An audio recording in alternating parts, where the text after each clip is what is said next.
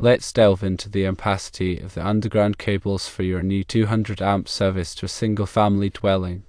You've described the power company's cables as marked NT1/0 American wire gauge aluminum XLP/HDXLP for the phase conductors and 2 American wire gauge aluminum XLP/HDXLP for the grounded conductor.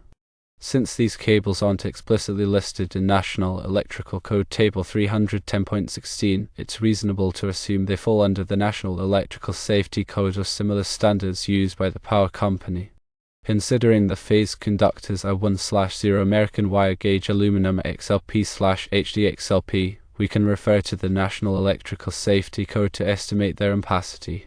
Assuming these cables are installed in underground raceways, they would have an ampacity of approximately 180 amps, according to National Electrical Safety Code Table 230.306.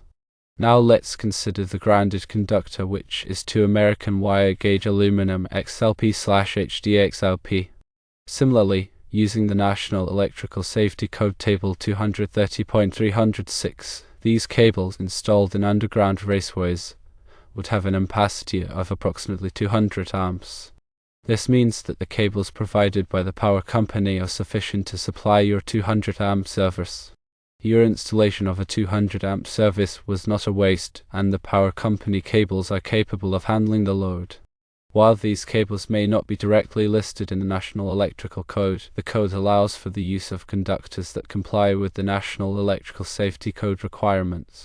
It is advisable to check with the power company for any specific regulations, requirements, or specifications they may have for their cables and installations. Lastly, to ensure everything is correctly installed and safe, it is recommended to have the power company inspect and approve the installation before energizing the service. This final check is critical.